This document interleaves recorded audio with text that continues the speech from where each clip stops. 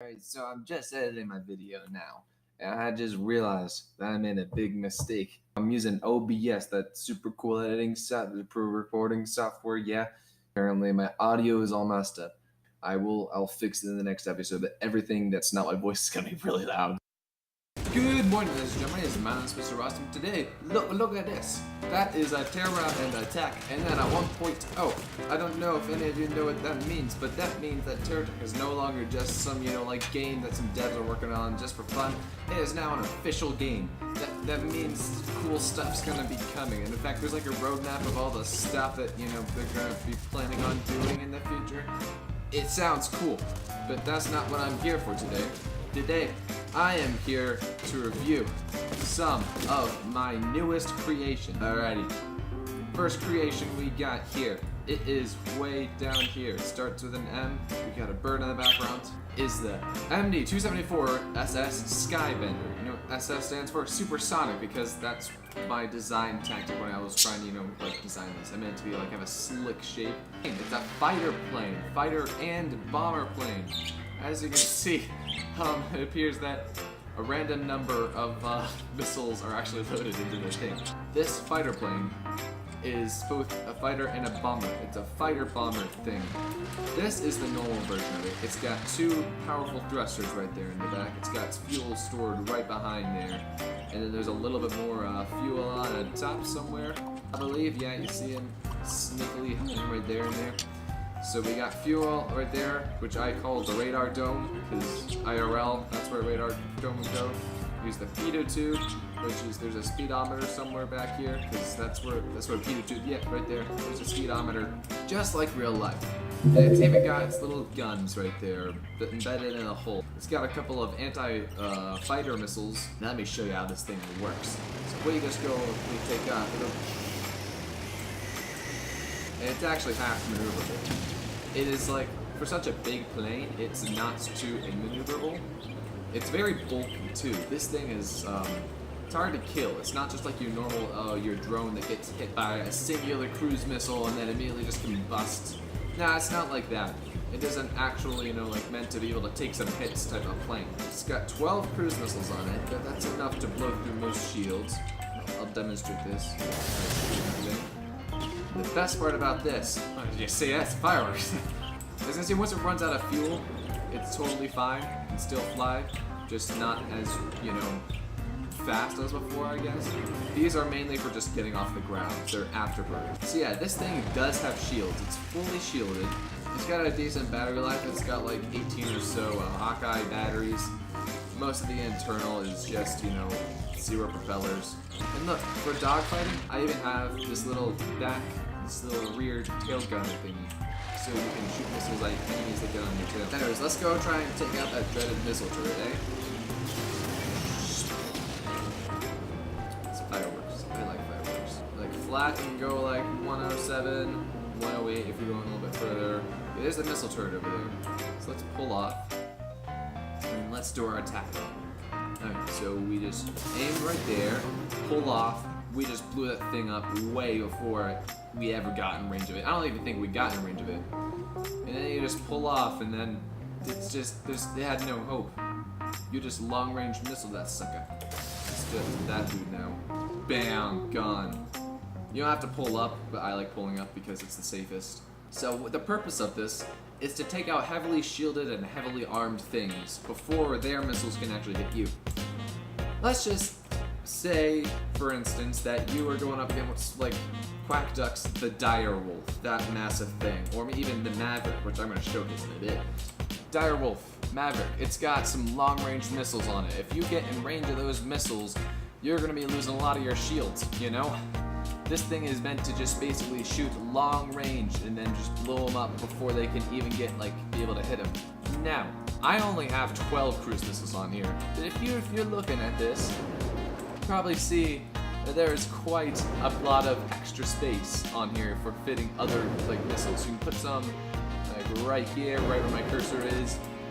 You can put them right there, you can put them right there. I had them away from right there, because if these things explode right there, They'll hit like the batteries that are in there, and that's not good because then that can combust your whole entire craft. So that's the whole thing with this, is that it's the long-range strike craft. So the SkyBender bends the sky around it so that way it can go faster and be cooler.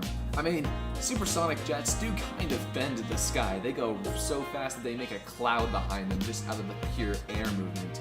So that is the SkyBender. Now I'm going to show you the second version of this thing. Now this is the SkyBender D. D stands for drop tank.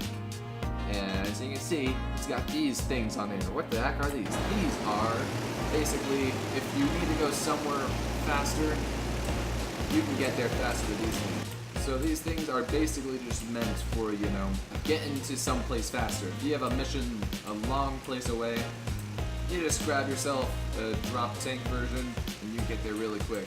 The second you're out of fuel, here's the problem with the drop tanks, is A, they're really exposed, you have one missile just go in there and just, and you know, that's also your engine gone probably. So, if you are going into combat, you don't really want these massive, you know, drags. Also, look at this.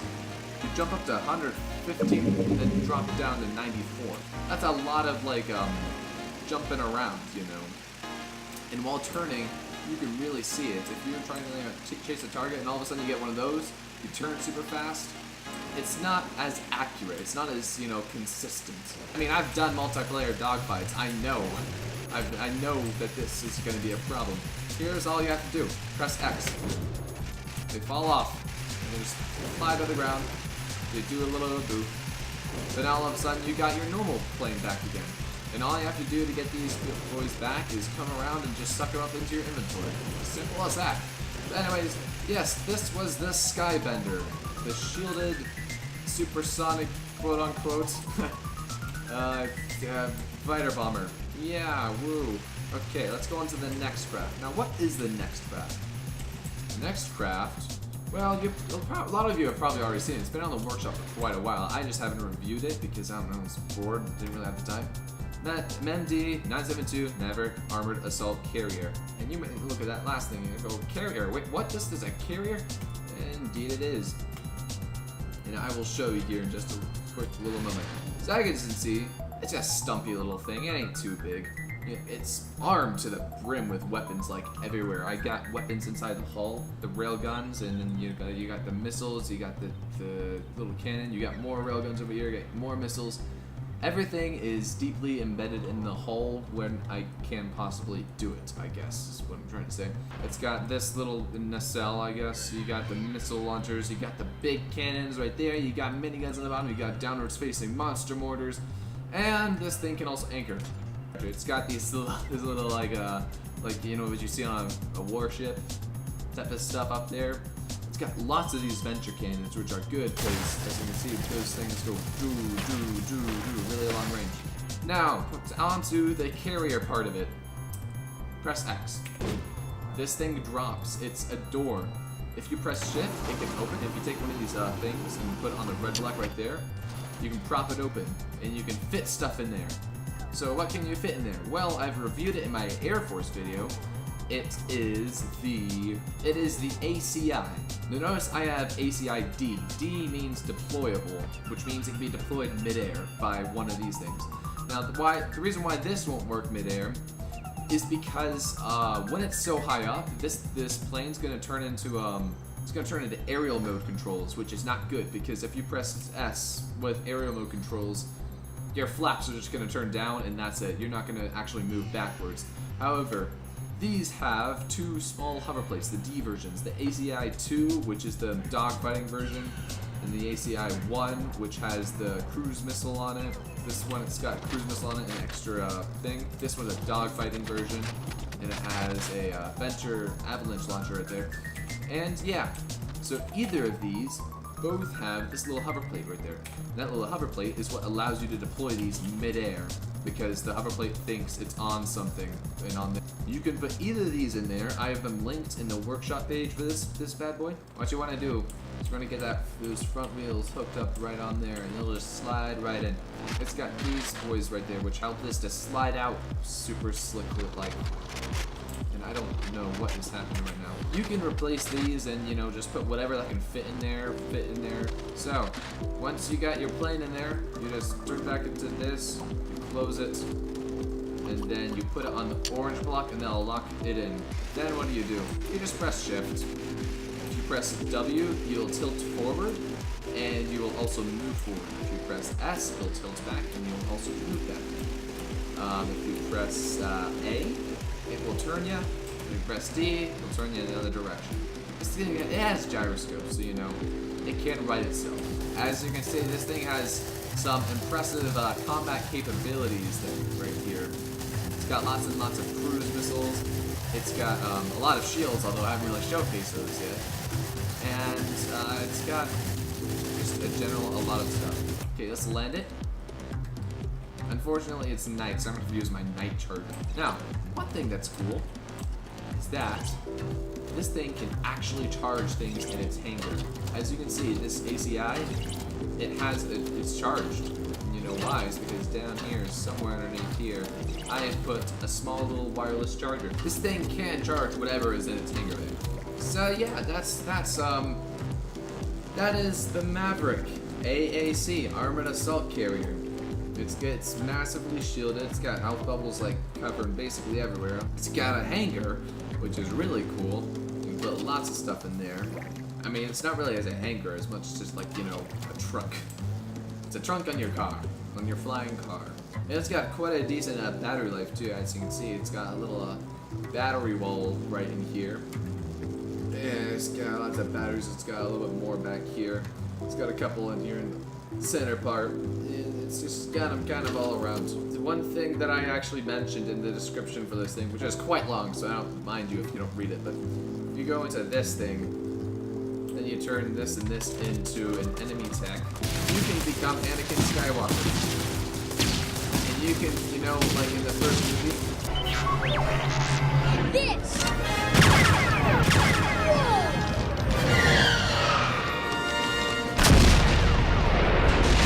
So you can literally be Anakin Skywalker, and you can destroy the ship from the inside. Even with all those hover bugs that I took out, it still flies. So now on to the third and final tech that we will be reviewing today. This I have been working on for practically a week straight. You can ask people on the Discord, you can go in the Discord yourself, I'll leave a link in the description. I originally named it HWAT, which stands for Heavyweight Aerial Transport. But I just kind of decided to coin that as a general term for anything that's like an aerial transport that can carry everything. Here it is. The Leoneis, the 173 Leoneis Tactical Assault Dropship D version. I have so many of these. I have gone through, here's the original one, A, B, C, D, E, F, and then the F1 finally worked actually half decently. It is an assault dropship. It is like everything you'd want to see. You can barely see it. If you press X, it releases this. You press shift. As you can see, this like something 48 times 4 is, I don't know, it's a big number. Usually this costs 7,000. This thing, it's a VTOL. You can just fly around, you can turn. It's got 2 miniguns at the back, 2 miniguns at the front, and these little missile pods, which is really cool. And you can turn forward using the engines right there. This one, I managed to give it a bit of a self-power generation. So if I were to stop it, and then anchor it, oh no.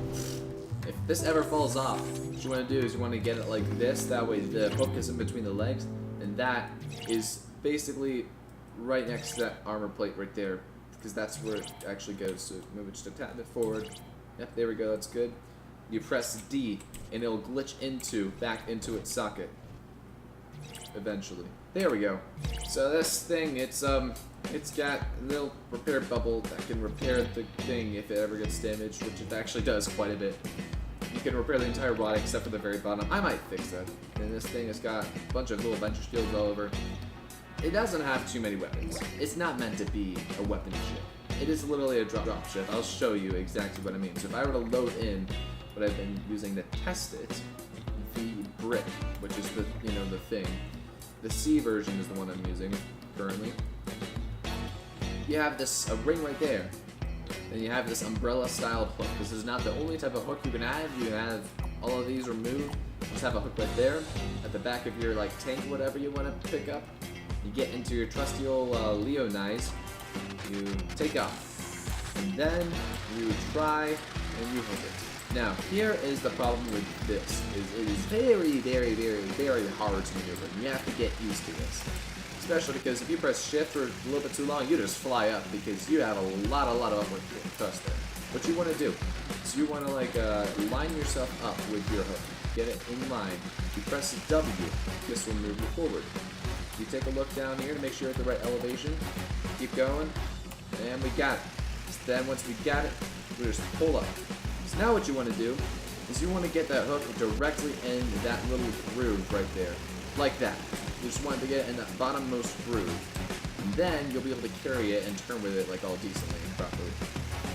So you are literally carrying a brick. You can put this like on your base. If you use my oil base, you could put this on a tank and then you could like pick it up from the back. And I have done that with the test oil.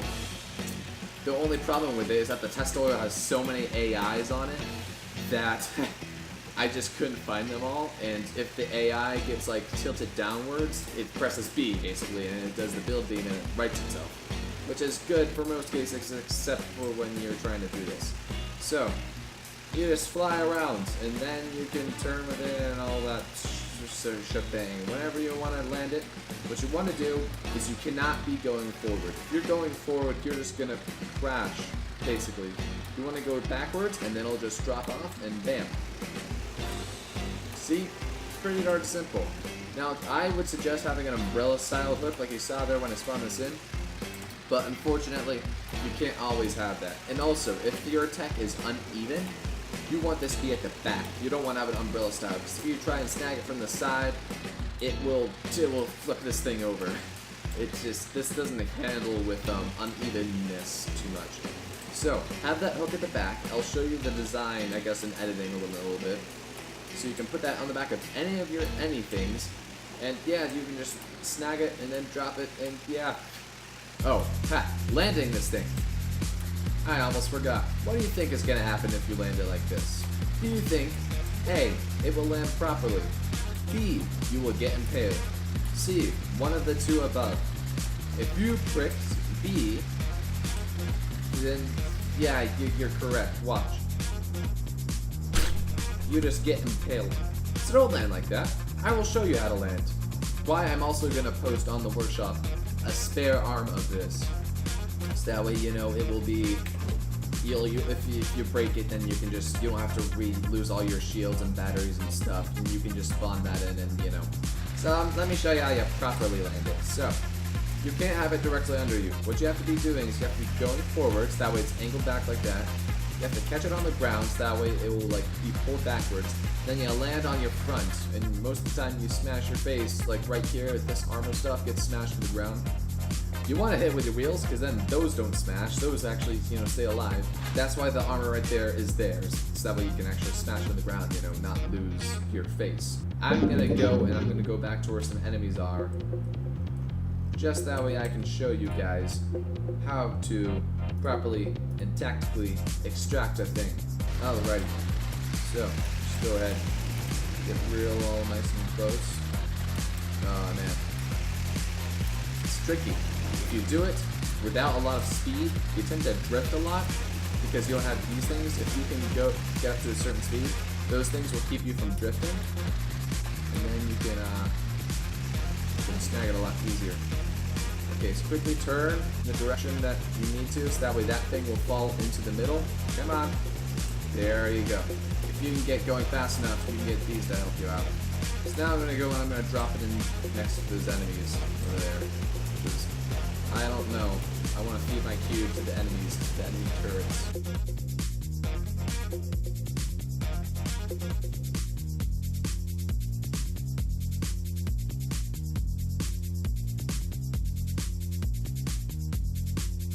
So say you were in some sort of like multiplayer campaign battle that you, I don't know, maybe in the future, drop it next to that turret right there. What is that? Oh, that's where I died. Okay. Just drop it right next to that board. Alright? So what you want to do is move like this so you're close. Up high in the air. You don't want to be down so that way they can shoot you. You want to be up high in the air and then drop down. There you go. Jam. And wait for it. Let it drop a little bit. Fly off.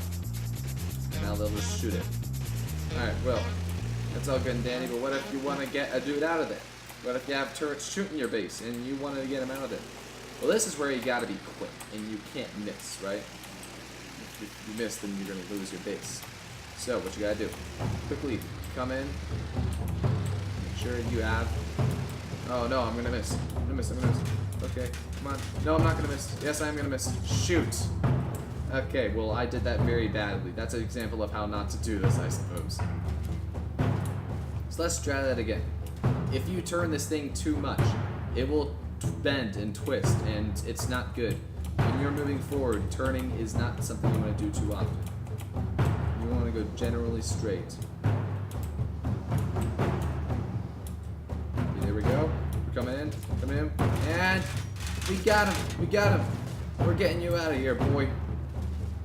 Tactically extracted. So like I said earlier, you gotta get good at this. It's not something you just, oh, I'm gonna go play around with Mindless's new toy. And yeah, I'm gonna have fun. No, you gotta get good at this. It's a bit of a skill. There's a couple techniques to doing it, but yeah, you just generally just have to get used to this and get good, you know. What if you just want to move your base like to the top of the mountain? Can you do that? Yes, you can. I'll show you how to do that right now. If you want to be very precise, best thing I recommend is going fast and quickly losing your speed. Because if you go fast, you get these things to help stabilize you. Okay, quickly pull up. Pull backwards.